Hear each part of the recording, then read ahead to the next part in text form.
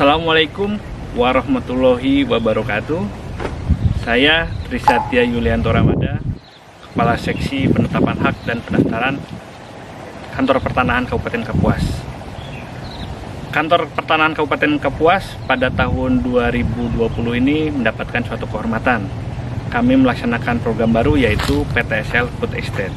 PTSL Food Estate ini merupakan bentuk tindak lanjut atau peran serta Kementerian ATR BPN terhadap pencanangan ketahanan pangan yang telah dicanangkan oleh Presiden Republik Indonesia pada awal tahun 2020. Maksud dan tujuan pelaksanaan PTSL Food Estate yaitu agar seluruh bidang tanah di lokasi food estate dapat terpetakan, dapat terdaftar, dapat diketahui siapa pemiliknya, berapa jumlah bidangnya, serta luas bidang tanah di lokasi food estate tersebut.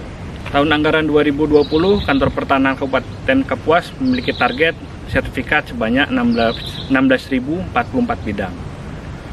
Dan telah direalisasikan sebanyak 947 untuk sertifikasi PTSL SHT ASN, kemudian 540 untuk PTSL PM, serta 9.034 bidang untuk PTSL Food Estate. Sebagaimana kita ketahui, Kabupaten Kapuas pun memiliki target keempat yang banyak, tetapi kami tidak dapat merealisasikannya.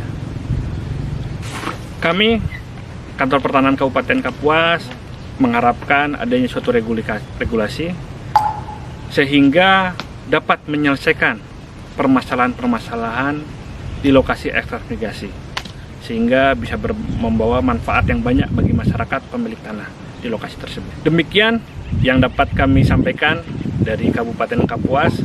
Wabillahi taufiq wal hidayah. Wassalamualaikum warahmatullahi wabarakatuh.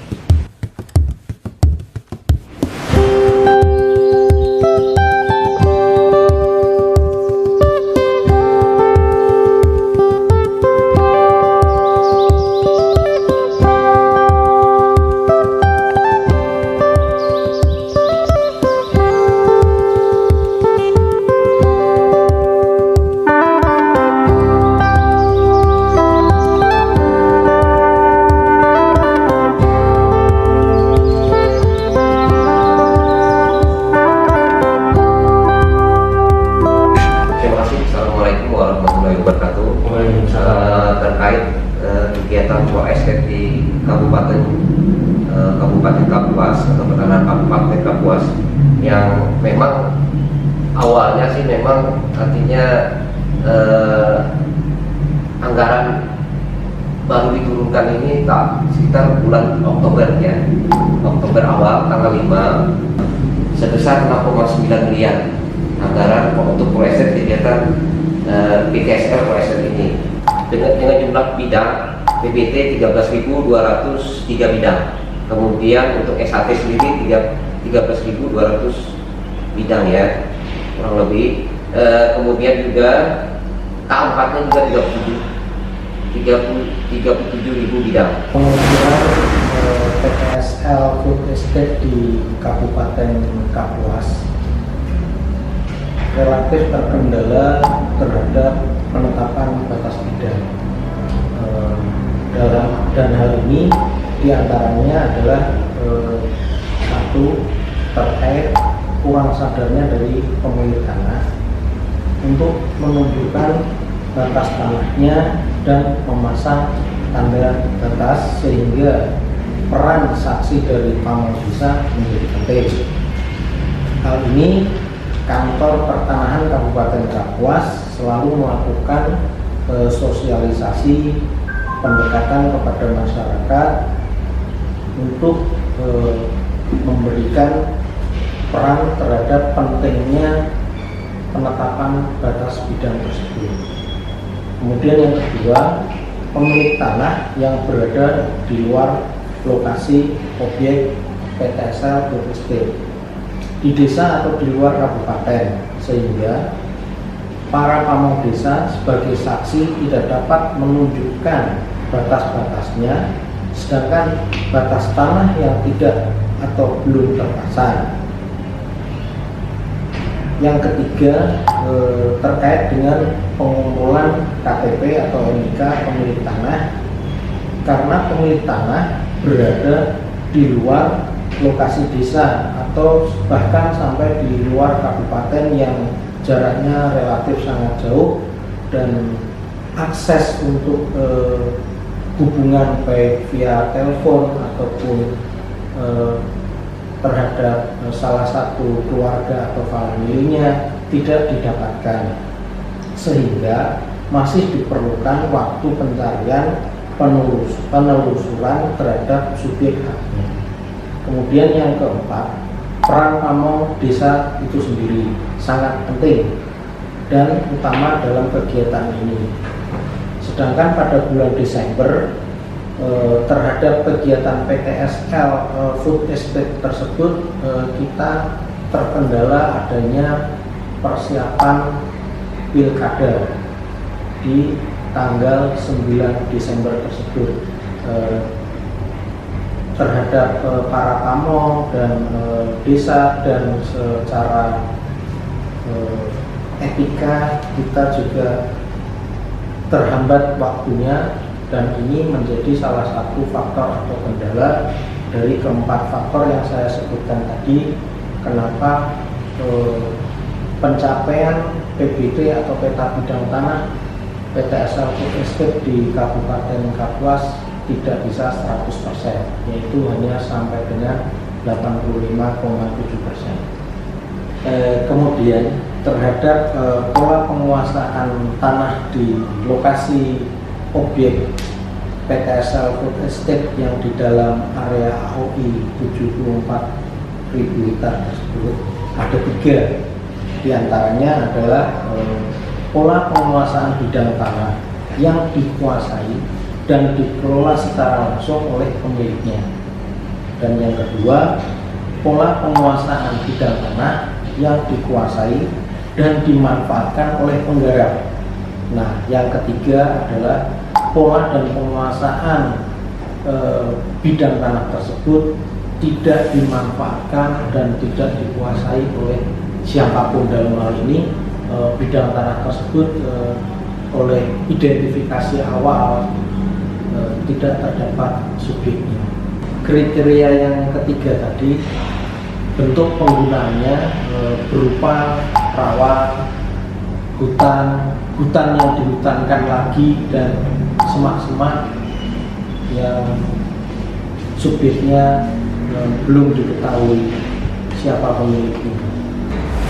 Alhamdulillah, perjalanan kegiatan food estate ini walaupun dengan waktu yang terbatas, kemudian dengan pressure yang sangat luar biasa, alhamdulillah teman-teman sudah maksimal, kita sudah optimal melaksanakan kegiatan food estate dengan output capaian kurang lebih untuk PBT sekitar 85%, kemudian untuk SHT kurang lebih sekitar 72,8% untuk capaian output sertifikasi tanah tanah. Kita harus akui bahwa keberhasilan ini tidak terlepas dari upaya, semangat, dan juga kerja keras dari tim. Salah satunya yaitu tim Puldasik dan tim Puldadis. Terkait dengan pengumpulan data, Puldasik dan Puldadis mereka sesuai dengan rencana kita dan juga sesuai dengan arahan pimpinan kita terkait dengan pelaksanaan kegiatan food estate ini, itu kita tempatkan untuk tim Puldasik dan Puldadis bersama-sama.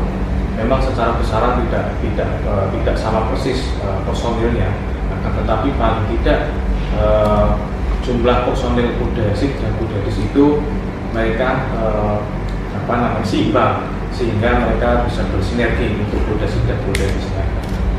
Puldasik mereka tentu kerjanya lebih kepada kondisi lebih kepada pengumpulan data fisik, jadi mereka harus melakukan. Namun demikian Puldadis juga mengikuti mereka dengan baik. Jadi pengumpulan data itu dilakukan secara door to door, kemudian juga secara tidak langsung mereka melakukan penyuluhan kembali terhadap masyarakat yang ada di situ. Karena menurut pengalaman ternyata informasi dari mulut ke mulut itu akan lebih optimal seperti itu.